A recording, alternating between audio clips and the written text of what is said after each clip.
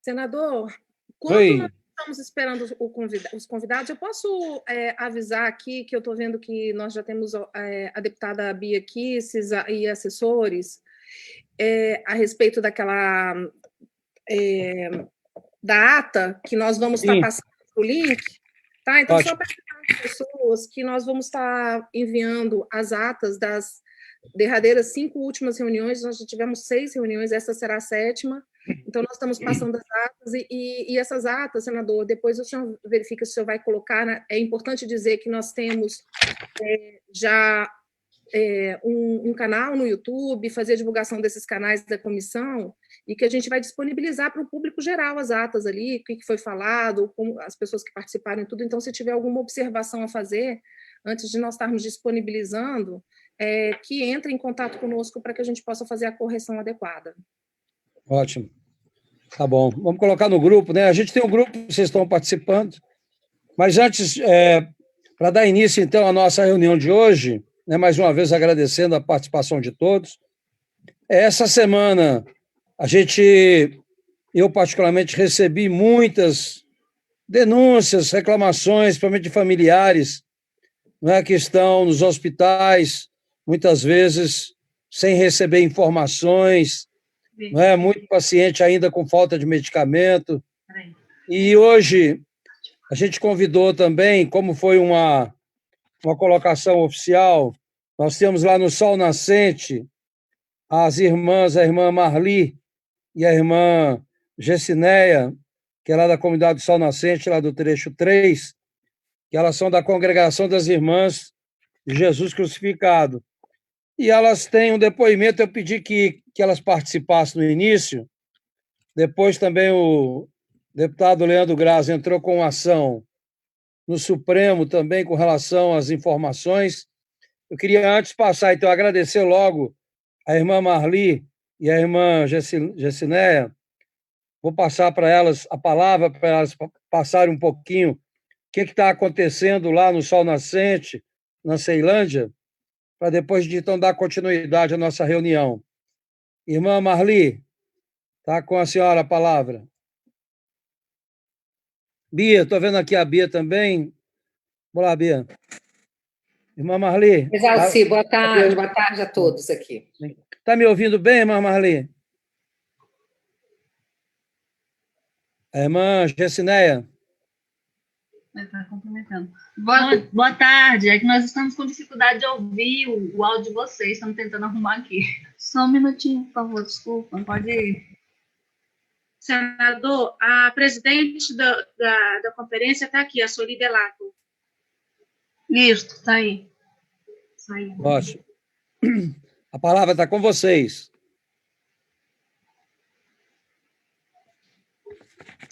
Pode relatar para nós, então, irmã.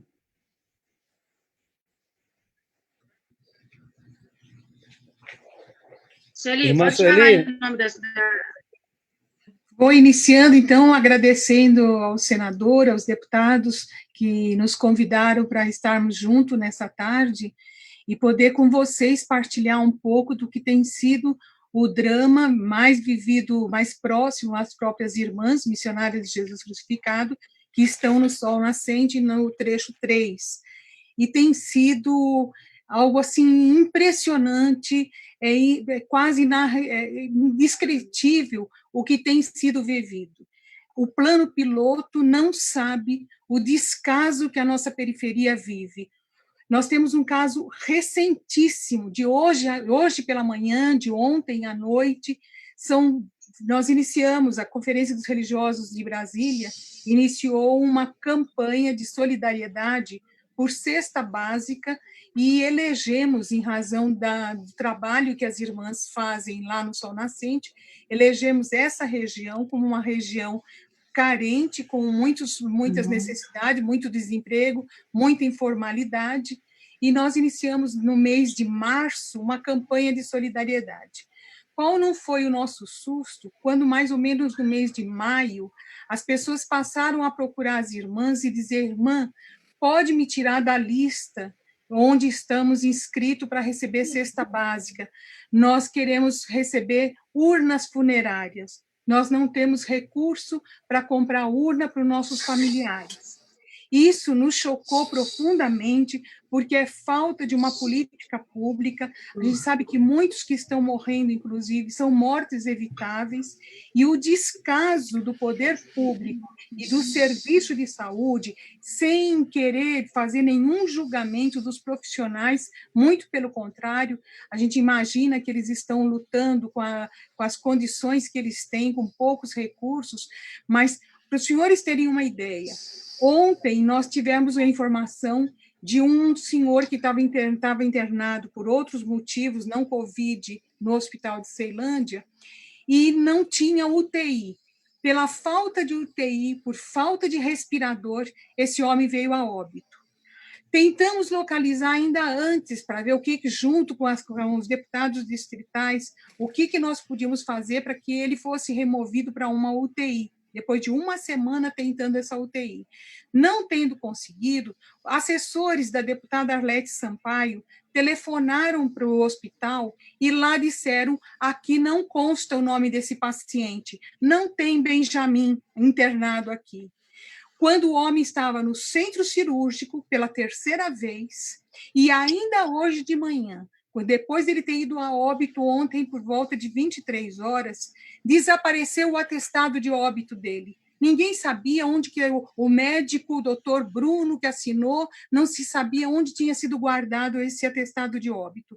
Gente, desculpe, senador, com quem de nós, da nossas famílias, já aconteceu uma coisa dessa?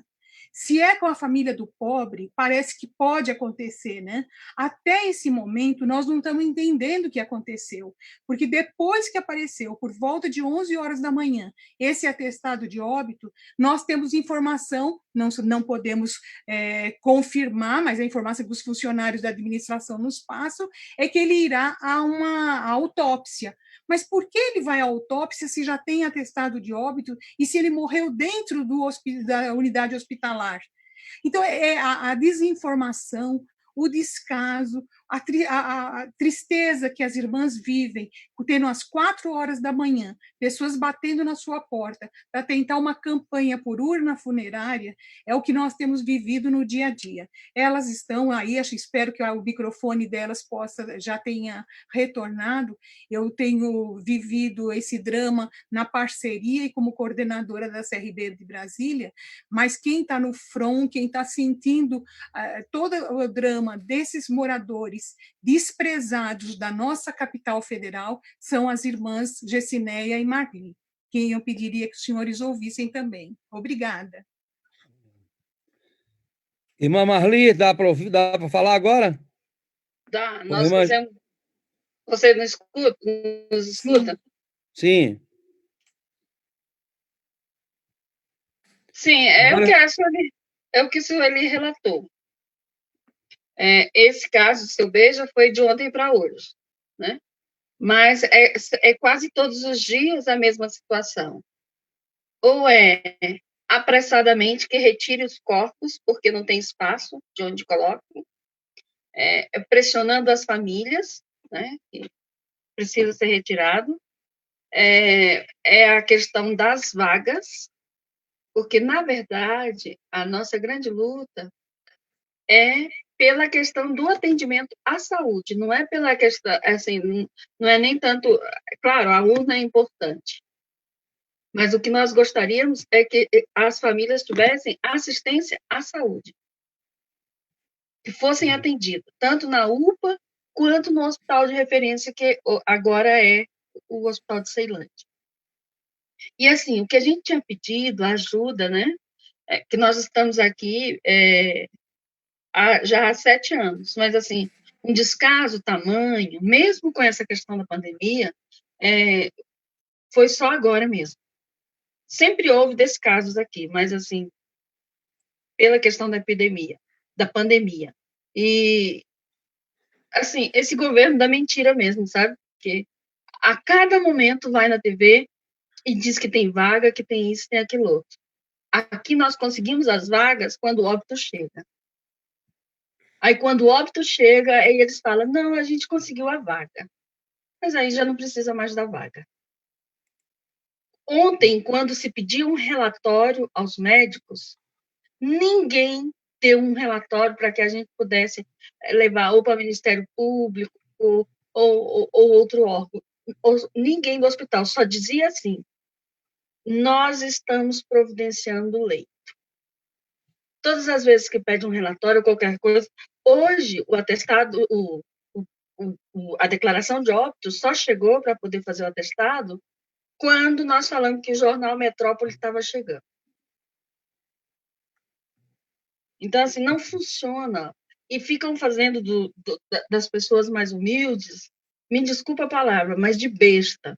Manda para autópsia, manda para portaria, manda. Vocês precisam ouvir o áudio da filha dele, né, Sueli? A filha dele, das 7 da manhã até mais de 11 horas, eles só enviavam ela de uma portaria para outra, de um setor para o outro. É muito descaso, mesmo no momento da maior dor. Tá bom, Marli, obrigado, viu, Sueli? Marli, obrigado, nós vamos estar registrado, a gente está acompanhando isso e vamos fiscalizar cada vez mais. Eu ontem mesmo passei também, né? Oi, pois não. A gente queria, o que nós tínhamos pedido era uma visita surpresa. Não avise. Chegue lá no final da tarde, não avise ninguém. Não precisa se eles não estiverem avisados, não vão maquiar nada. Chegue lá e veja com seus próprios olhos. Eu sei que é um local de risco, mas eu acho que só a partir do momento que a gente vê e vivencia é que a gente tem a dimensão. Não que a gente não possa ter, mas é totalmente diferente quando se vivencia e está lá. Ok. Vamos sim, vamos trabalhar isso, viu? Mas agradeço o depoimento de vocês. Eu recebi várias mensagens ontem também, inclusive de pessoas desesperadas por informação de membros da família que foi internado há 3, 4 dias sem informação. A nossa querida presidente Giovânia conseguiu, né, informações que deu, de certa forma, mais tranquilidade. Giovânia, você que está chegando, se você puder também já falar um pouco sobre isso, né? Boa tarde, senador, muito obrigada. Eu fui realmente surpreendida com o fato da equipe do Hospital de Campanha da PM não estar fazendo as ligações, porque no protocolo, e a gente tem observado a equipe do Agarrão, a equipe do Hospital de Campanha do Mané Garrincha, eles têm, né, por uma obrigação legal, de fazer a informação do boletim médico diário daquele paciente. Por questões de segurança, em meio à pandemia, esses boletins são feitos via telefone. E me surpreendeu, porque nós temos aí cerca de 2 a 3 semanas de início das atividades do Hospital de Campanha da PM. Já temos, assim, uma informação que o Agarram faz diariamente essas ligações, excepcionalmente quando tem algum problema na equipe, às vezes atrasa ou não liga naquele dia, no dia seguinte eles ligam. Então me causou muita surpresa, porque é exatamente a média de tempo de internação por Covid é de uns 15 dias, então fiquei muito preocupada do fato das famílias não terem notícia, uma vez que lá, basicamente, são 80 leitos de UTI, então as famílias ficam realmente numa situação emocional muito abalada. Entrei em contato, senador, com o representante da Secretaria de Saúde que compõe a mesa diretora, que ficou de tomar providências nesse fim de semana. Amanhã é a reunião da mesa e eu espero ter uma resposta já formal. Eu vou fazer essa semana, junto com a equipe da Ação Conjunta Covid, não posso divulgar para vocês exatamente o horário nem o dia, uma visita nós vamos fazer, já está pactuado com as outras entidades que compõem a Ação Conjunta, e essa semana estaremos lá visitando em loco, porque essa equipe tem o Corém, tem Conselho de Saúde, tem OAB, é uma equipe maior e a gente tem condições seguras de, visitando o local, compreender melhor como estão sendo realizados e estabelecidos os protocolos, especialmente de informes aos familiares. Então, na próxima semana eu já terei uma resposta mais formal sobre essa questão, com uma visita em loco àquele hospital. E se puder, viu, Giovana, eu queria também a gente fazer como a irmã Marli pediu, da gente fazer depois também um grupo para fazer uma visita surpresa nesses locais, né, para a gente ver de que forma que a gente possa ver, né, com os próprios olhos o que está acontecendo, porque, de fato, quando a gente anuncia, as pessoas acabam maquiando, né, as informações e distorcendo as informações. Mas agradeço você. Eu queria passar também agora para o Leandro. Leandro, a rede entrou com uma ação no Supremo. Leandro, se você puder passar um relatório para nós. Boa tarde, senadores Alci, boa tarde a todas e a todos. Vou ser bem breve aqui, só para explicar um pouco o que a gente realizou no sábado. Como vocês viram, na semana passada, a Secretaria de Saúde mudou a metodologia de divulgação do número de óbitos. Essa metodologia que vinha sendo feita é adotada do país inteiro, inclusive pelo próprio Ministério da Saúde. Na ocasião, cerca de 2 meses atrás, quando o Ministério da Saúde tentou mudar a metodologia, a Rede de Sustentabilidade, através da Direção Nacional, entrou com uma arguição de descumprimento de preceito fundamental, uma DPF, para pedir a reversão e o retorno da metodologia original. Isso foi acatado, houve uma decisão do ministro Alexandre de Moraes. Então, novamente, o Ministério da Saúde divulga da seguinte forma, assim como o DF vinha fazendo em todos os estados e municípios. Os óbitos daquele dia, somados com os óbitos que aconteceram em dias anteriores, mas que não se sabia se era Covid, só se confirmou hoje, ambos são somados. E aí se tem o número de mortos diários. O que a Secretaria de Saúde quer fazer? Ela quer divulgar os óbitos do dia, mas esses óbitos descobertos por COVID, que foram Covid de dias anteriores, entrariam na contagem geral e não mais na divulgação diária. É como se você pegasse esses mortos e jogasse no limbo da contagem genérica. E aí a gente, sabendo que já havia uma decisão do Alexandre de Moraes em relação ao Ministério da Saúde, só fizemos foi um aditamento pedindo para que essa decisão, que vale para o governo federal, também se estenda ao Distrito Federal. E aí, na verdade, o que mais nos preocupou, além da mudança da metodologia em si, foi, de certa forma, o posicionamento da Secretaria, através do seu secretário, quando ele disse que, aí abrindo aspas aqui, nós não vamos fugir dessa metodologia que o país está... Nós vamos fugir dessa metodologia que o país inteiro está utilizando, porque ela não está funcionando. Nem tudo que o Ministério da Saúde preconiza precisa ser seguido. Cada estado precisa rever sua metodologia, como nós estamos revendo a nossa aqui, para que não haja uma intranquilidade da população de uma informação que ela não é real, fecha aspas. E aí, isso parece, de certa forma, que o governo está querendo ocultar os mortos, né? Não querendo que a população saiba, de fato, o comportamento da pandemia e o seu efeito. E, inclusive, vários especialistas, vários epidemiologistas criticaram essa mudança de metodologia, dizendo que ela prejudica a avaliação comparativa, dia a dia, semana a semana, e até mesmo a avaliação de decretos e medidas do governo no combate à crise. E foi essa justificativa que nos levou a aditar a DPF já existente lá no Supremo, lembrando que até o dia 18 de agosto o DF vinha com a metodologia do somatório, né, dos óbitos diários mais os registrados anteriormente, e resolveu mudar, então, nessa data. Sendo que no dia 17, isso coincidiu com o fato de no dia anterior, dia 17, nós temos a divulgação de 66 óbitos, né? Foi o recorde aqui no Distrito Federal, e aí o secretário com aquela fala de que aquilo era desassossegador para a população. Então, enfim, em defesa da transparência, em defesa também da técnica para que a gente possa acompanhar o comportamento da pandemia, nós entendemos que é preciso seguir a metodologia vigente no Ministério da Saúde e no restante do país, inclusive do mundo, não é só no Brasil, não. Foi isso que nós fizemos. Em relação, só para concluir aqui, as ações da Câmara Legislativa, nós seguimos sem conseguir votar a convocação do secretário, embora tenhamos feito um acordo no Colégio de Líderes, que se até amanhã, aliás, até hoje, não houver uma sinalização de um aceite do convite de ir até a Câmara e publicamente, que a gente quer que isso seja transmitido, que isso seja visto por toda a população, ele dar explicações sobre as perguntas que nós todos aqui, inclusive, temos feito, nós vamos, de fato, na terça-feira votar o requerimento, e aí ele é obrigado a comparecer.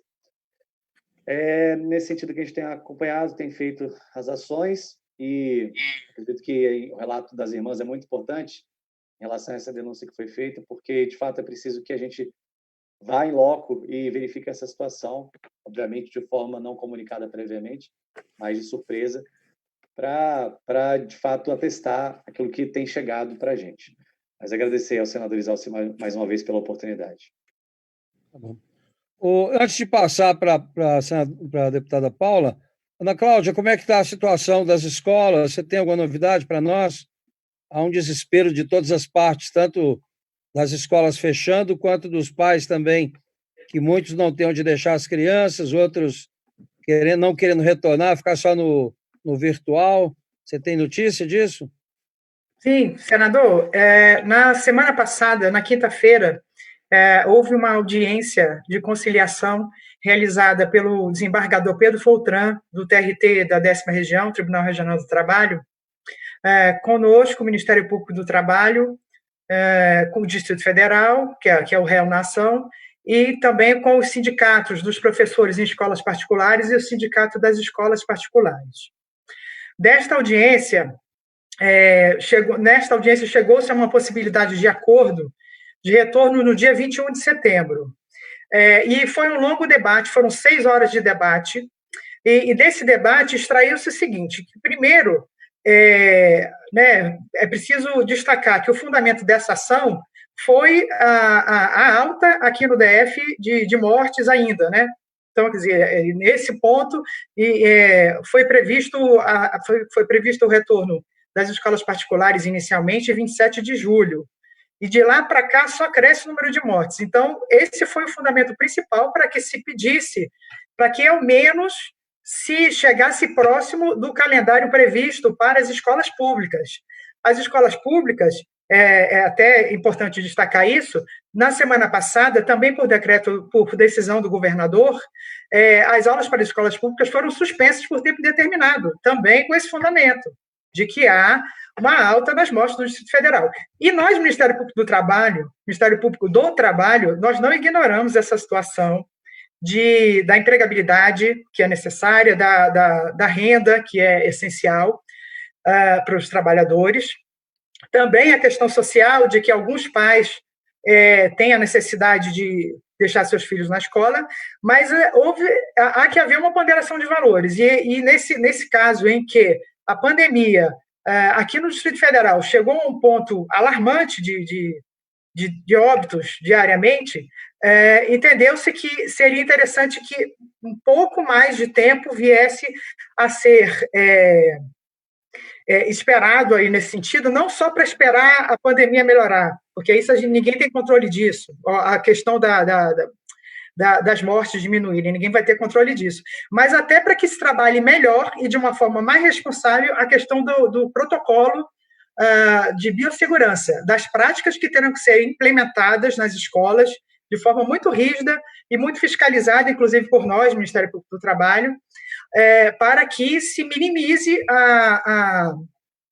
a contaminação por conta da volta das escolas. Essa possibilidade de acordo a que me referi no começo da minha fala se refere especificamente às escolas de ensino fundamental 1, de primeira e quinta série, e de educação infantil, né, que são as crianças menores, justamente para atender toda essa demanda que há em relação a essas escolas que precisam voltar a ter o pagamento de mensalidades e também dos pais que precisam deixar crianças menores na escola para trabalhar. Então, nós estamos trabalhando sempre nessa perspectiva de garantir, em primeiro lugar e acima de tudo, as vidas e a saúde da população, dos trabalhadores, dos estudantes, da comunidade escolar toda, da sociedade como um todo, mas sem deixar de dar a devida importância também à questão da empregabilidade e da manutenção da renda dos trabalhadores e, sobretudo, da sobrevivência dessas empresas que tanto sofreram aí com essa questão da pandemia. Então, é mais ou menos isso, senador. Eu posso voltar a trazer mais esclarecimentos à medida que for demandado. Obrigado. Eu tenho conversado muito, viu, Giovana, com os médicos, enfermeiros, porque eles estão na linha de frente, eles é que estão passando a maior dificuldade, né, nesse trabalho. E ainda falta, né, medicamento, ainda incrível, essa questão, né, entubar sem medicamento correto, né, realmente não tem o acompanhamento das pessoas infectadas. Infelizmente, eu achava que, pelo menos, Brasília estaria mapeada, né? A atenção primária, não tem ninguém, não tem controle. Então, se o paciente vai para casa, ninguém acompanha, não sabe se ele vai, se já teve outro parente que também foi, não é, contaminado ou não, ninguém acompanha, não tem este cadastro, não tem. Então, realmente está meio perdido nessa situação. Mas antes eu quero passar para a Paula, a nossa relatora, para depois ver com o Jorge aí como é que está a situação lá do Ministério Público. O Tribunal de Contas agora, né, tendo em vista a negativa do governo de participar da comissão, o Tribunal de Contas da União agora está entrando mais fortemente, está trabalhando em conjunto, inclusive, já com o Tribunal de Contas aqui, o Ministério Público, o Tribunal de Contas do DF, já tinha avançado bastante na fiscalização, mas eu quero continuar reforçando para vocês que nós passamos mais recursos para o DF do que aquilo que ele perderia ou perdeu na arrecadação de impostos. Então, nunca se passou tanto recurso, né, para o GDF como agora. Inclusive, foi corrigido 100% do Fundo Constitucional, que estava no orçamento do ano passado, né, e que teve uma correção de quase 1 bilhão e 600 milhões. Fora todas as nossas emendas de bancada, né, nós transferimos já alguns milhões também, tudo isso para o tratamento da Covid. Então, não justifica Brasília estar nessa situação que está hoje, né? Você tem estados aí com muito maior dificuldade que está superando aqui com relação à eficiência do tratamento, né? Então, Paula, com você a palavra. Boa tarde a todos, boa tarde. Senador, deputada, só me permite complementar a informação. Na quarta-feira passada, foi a audiência pública da Câmara Legislativa sobre o relatório de gestão do quadrimestre passado. E naquela audiência eu já apontei que ainda no ano passado, senador, as emendas federais para a saúde saltaram de 45 milhões para 190 milhões. Veja que um quadrimestre que não tinha a pandemia ainda, nós já naquela ocasião tivemos quase que quadruplicados os recursos de emendas federais. Então, acho muito importante fazer esse registro aqui também, porque se o senhor chama a atenção que com a pandemia esses aportes foram aumentados, é fundamental os órgãos de controle de conta e também todo o legislativo apurar devidamente como está sendo aplicado esse recurso e se está sendo bem aplicado. Obrigada. Paula. Boa tarde a todos. O que a Giovana traz é algo que é uma realidade. Dinheiro não falta. Nós sabemos que o dinheiro não sobra, mas faltar não está faltando. O que está faltando realmente é um compromisso com a população. Eu quero aqui, antes de me posicionar como relatora, eu sou uma parlamentar, deputada federal eleita pela população, e quero aqui colocar que eu estou assim muito impressionada como o governo do Distrito Federal tem agido com a população. Aqui, muitas das falas das pessoas aqui que sentem na pele não estão aqui pedindo urna, não estão pedindo lista, estão pedindo dignidade de atendimento, algo básico para a nossa população na capital federal. Nós estamos falando de uma família que entra dentro do hospital e saiba que vai ser atendida, independente de estar com Covid ou não. É algo, senador, que não tem justificativa nós estarmos tendo uma situação dessa aqui, sabendo que nós temos denúncia de pessoas entubadas sem anestesia.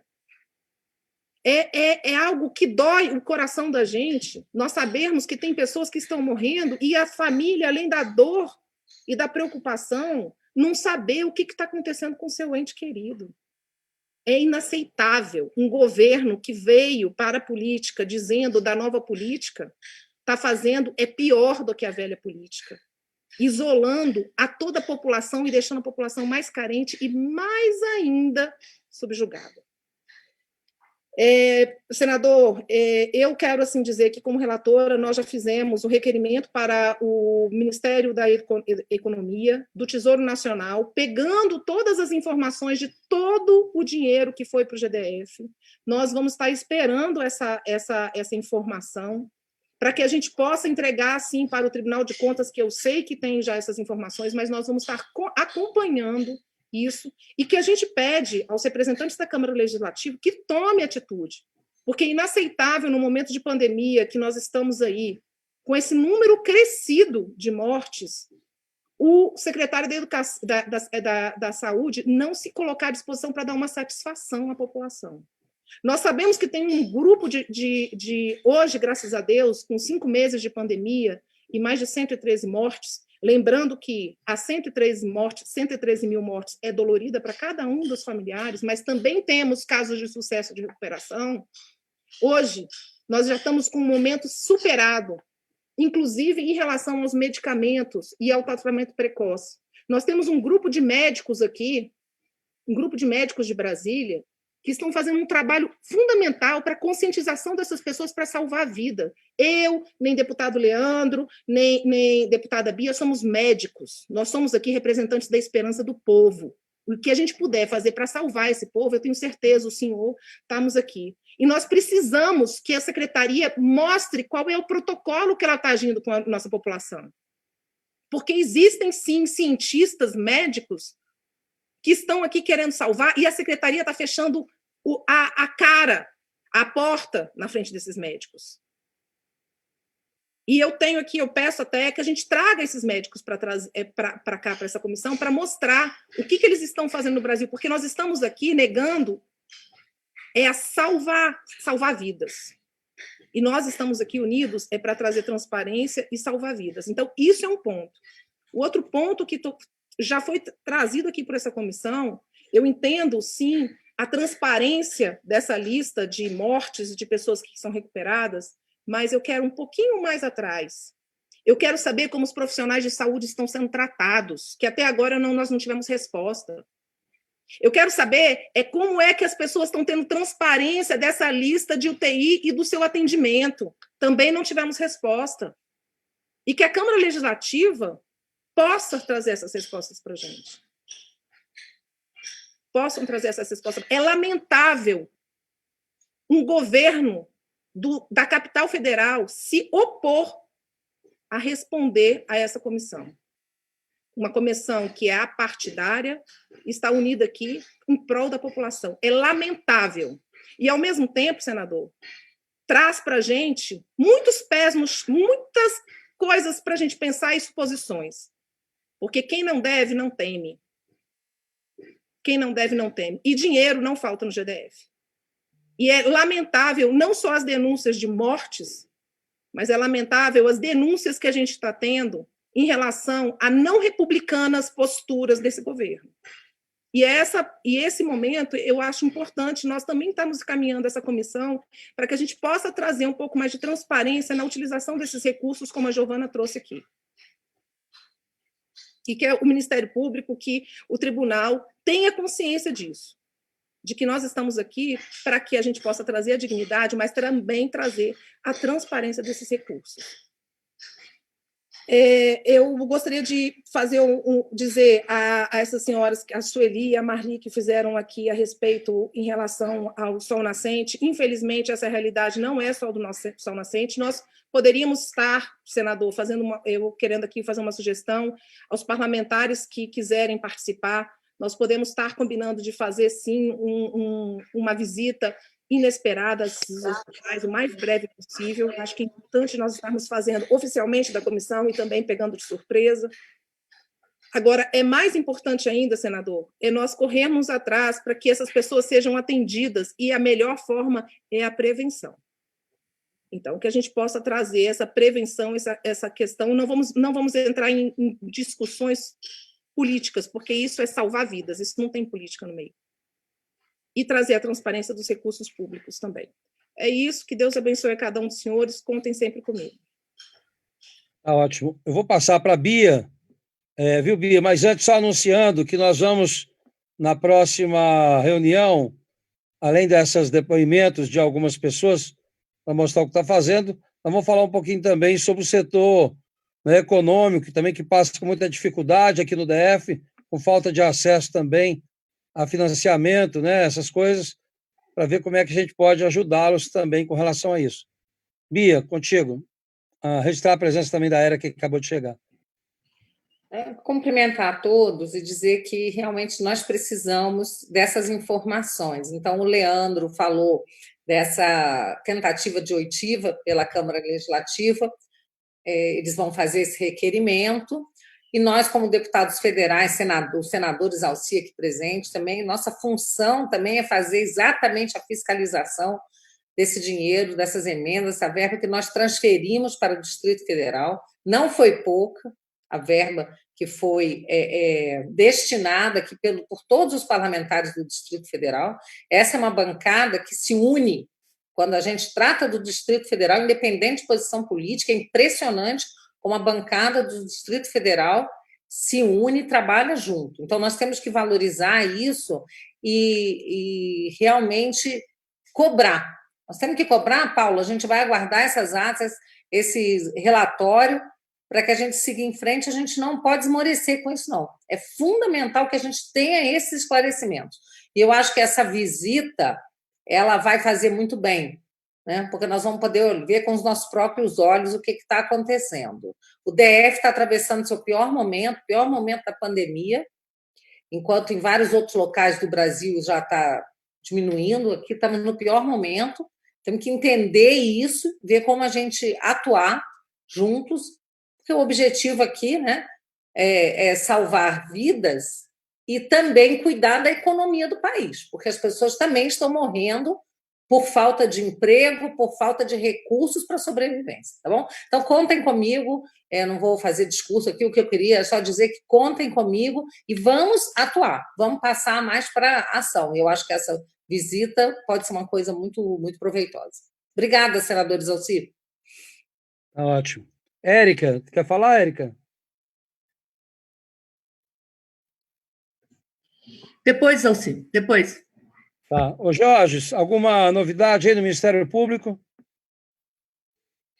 Boa tarde, senador. Boa tarde, deputados e demais participantes. Sim, a gente tem algumas novidades, mas é muito importante com relação a essa fala das irmãs, porque mostra a necessidade e a importância das inspeções pessoais.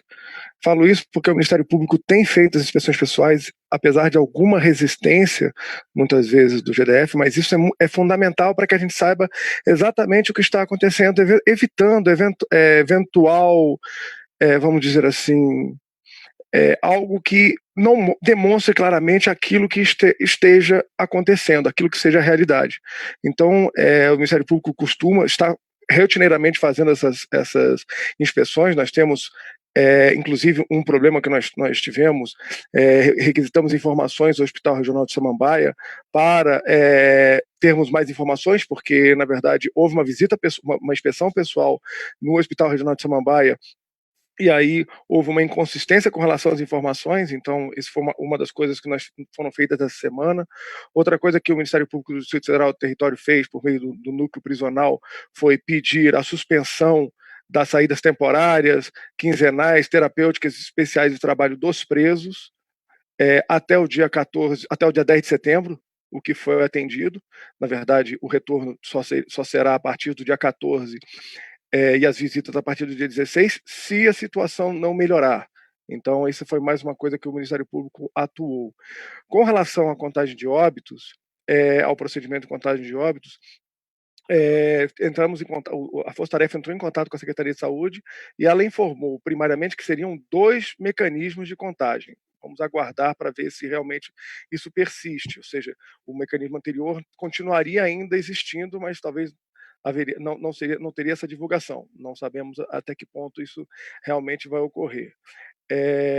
Outra situação que nós tivemos, para encerrar, foi uma reunião com a secretária de Esporte, também deputada Celina Leão, para verificar os eventuais protocolos sanitários para o retorno das atividades esportivas, para, aos poucos, verificar como a possibilidade, eventualmente, de os eventos não abertos, especialmente os eventos não abertos ao público, como tendo em vista que alguns atletas estariam tendo prejuízo, especialmente pela impossibilidade de treinamento. Então, na verdade, a Secretaria estaria formulando um protocolo e aí, junto à Força Tarefa, também está auxiliando nesse papel.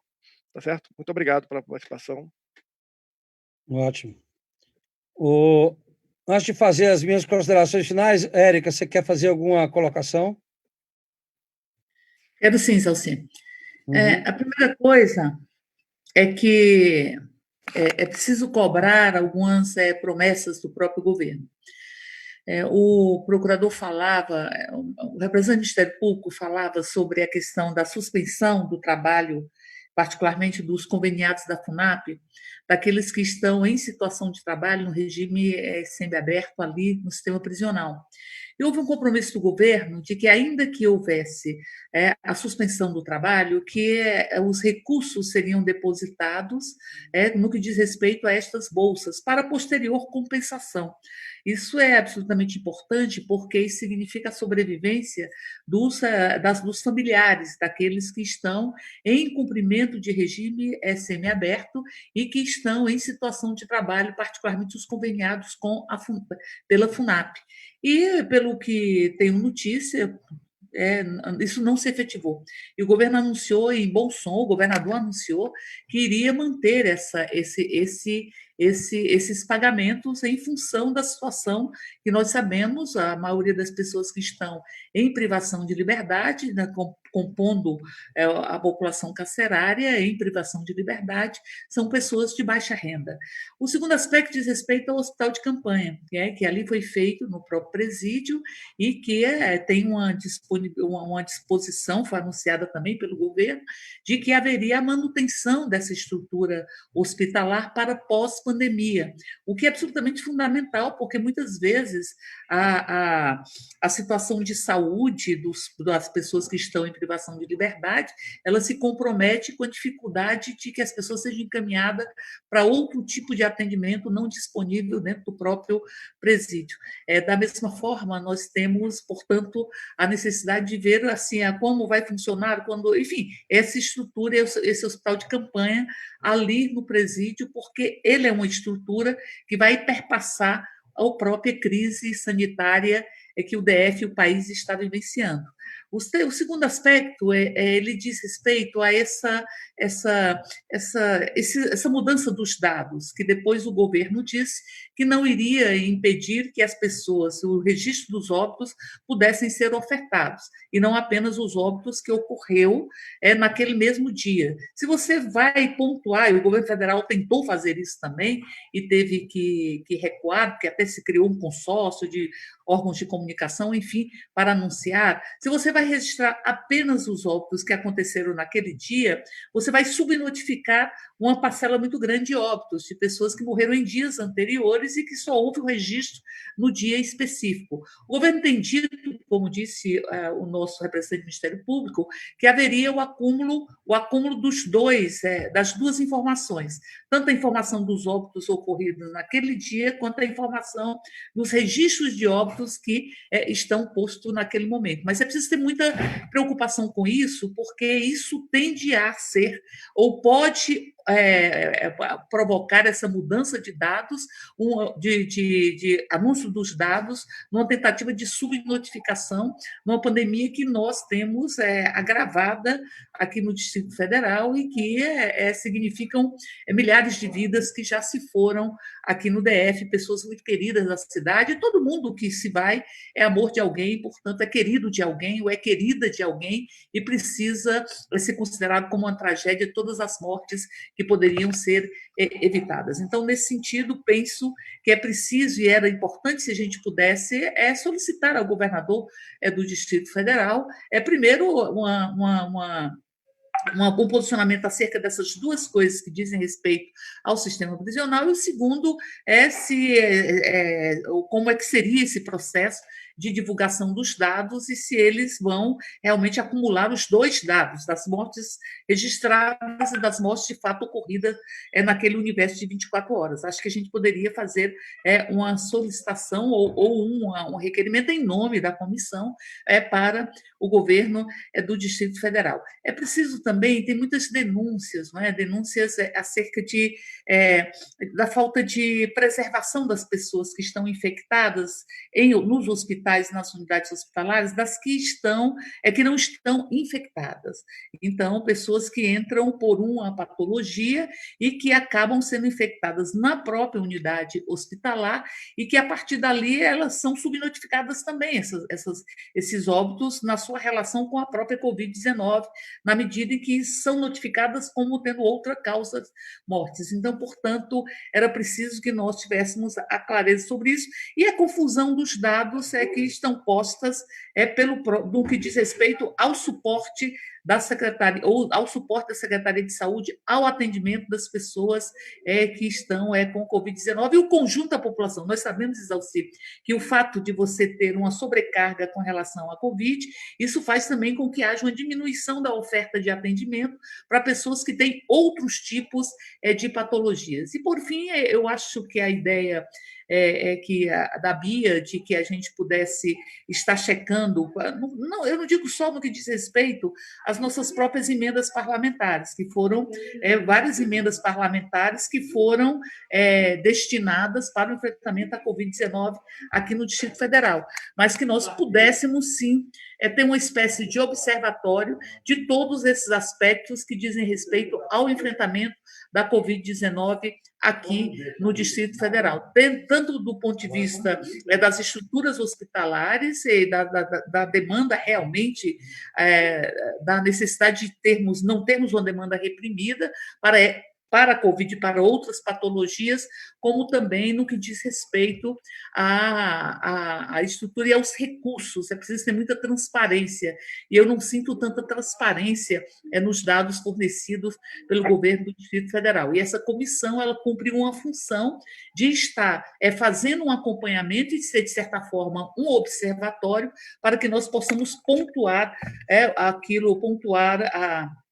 pontuar a necessidade dos dados para que tenhamos a maior transparência, tanto na utilização dos recursos, como também nas estruturas hospitalares e nestas declarações que o governo dá e que volta atrás com muita tranquilidade e com muita desfaçatez, eu diria, no que ele tem dito que poderia fazer, e eu me refiro a esses aspectos do sistema carcerário, mas a outros mais que estão postos aqui no Distrito Federal. Eu queria aproveitar a colocação da Paula, viu, Paula, e da Bia, se a gente puder fazer uma comissão, né? Pelo menos a Bia, a Paula também já teve o Covid, o Leandro ainda é muito novinho, né? Mais resistente, para fazer pelo menos um representante da Câmara e da Câmara Federal, para fazer essas visitas aí, como as irmãs pediram, viu, Bia? Se você puder, com o Leandro e com a Paula, ou com a Érica, para a gente poder presenciar, né? Chegar realmente assim. Não adianta anunciar. Se anunciar, realmente perde o sentido, né, dessas questões. A Leila tinha um exame para fazer, conversou comigo, né, mas a Ricarda quer falar um pouquinho, Ricarda? Senador, só antes de passar para a Ricarda, só para dar uma satisfação aqui à deputada Érica, esse requerimento que ela acabou de pedir, a gente vai fazer esses pedidos, inclusive, assim, quero aproveitar aqui, no início da reunião, eu trouxe uma informação que é importante, que tem mais pessoas aqui, nós vamos estar disponibilizando as 5 atas primeiras das primeiras 5 reuniões, essa é a 7ª reunião que nós estamos tendo, então é importante que os senhores, os assessores que estejam aqui, leiam para verificar, porque depois nós vamos estar oficializando essas atas nos nossos sites e colocando para a imprensa. Dali surgiu vários requerimentos e que nós estamos fazendo esse requerimento em nome da comissão, no sentido de todas as informações do dinheiro que foi colocado no Distrito Federal, e a gente está aí vendo como que a Câmara Legislativa também pode estar cobrando efetivamente isso, e todas as requisições que os senhores queiram fazer, o senhor também possam trazer para sugestões para que a gente possa fazer o mais breve possível. Dizer também, aproveitando que a Ricarda vai estar falando aqui em nome da senadora Leila, eu estive com ela agora, conversando com ela também, e ela se colocou à disposição, como ela teve Covid já, também de estar fazendo essa visita aí para que a gente possa estar em loco, verificando a realidade das pessoas. Só dizer aqui, eu vou ter que me retirar agora, que eu tenho uma audiência, mas eu não tive Covid, não, tá? Mas você é novinha, Bia? Que eu participar dessa diligência. Ô, Isalci, Oi, deixa. Diga, Érica. eu não sei se isso já aconteceu e também não sei se a gente poderia ter um posicionamento acerca do apoio à tentativa de instalar uma CPI da Covid-19 aqui no Distrito Federal, na Câmara Legislativa. Já tem as assinaturas, mas não votam. O Leandro está cuidando disso lá, nós temos que tentar. Né? Se não fizer, vamos ter que votar, né, Leandro? O que eu estou sugerindo, Isalci, é que esta comissão, presidida por você, com a relatoria da deputada Paula, que nós temos participado dela, é que nós possamos nos posicionar favoravelmente à instalação, numa nota ou num posicionamento dirigido ao presidente da Assembleia Legislativa, da Câmara Legislativa, para que, tendo as assinaturas, tendo posta a necessidade, que nós tenhamos uma posição formal de apoio à instalação da CPI para analisar o impacto da Covid-19 aqui no Distrito Federal. Uma posição formal desta comissão. Ok. Combinado. O Ricardo estava falando. Vai, Ricardo. Boa tarde a todos e todas. Não, exatamente, só para passar o que a deputada Paula já adiantou, senador, em relação à senadora Leila, que ela compartilha, né, com todos os senhores e senhoras esse inconformismo quanto à falta de transparência. Ela está, nesse momento, em um retorno ao pneumologista, né, está se recuperando ainda do Covid, mas se colocou à disposição, né, de estar fazendo essas visitas. Né, eu repassei para ela a denúncia, o depoimento da senhora Sueli e da senhora Marli, né, e, conforme a deputada Paula já mencionou, ela se coloca à disposição. Obrigada, senador. Ótimo. Ô, Paulo, então, para encerrar, viu, Paula, nós vamos, se possível, essa semana, né, vocês cuidarem de uma visita dessa, mas vamos chamar, tem alguns médicos que querem fazer depoimento que está acontecendo dentro dos hospitais, e também o setor empresarial quer conversar com a comissão, a gente faz uma pauta depois, então, para trazê-los aqui, né, para preocupação.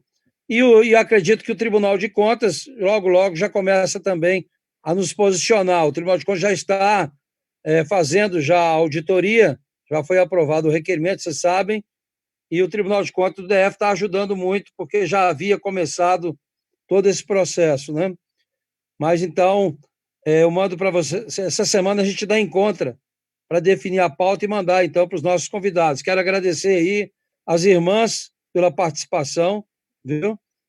E vamos continuar essa luta. Eu acho que a transparência é fundamental. A maior preocupação hoje é a transparência. Ninguém acredita em mais nada, não é? A gente não tem informação.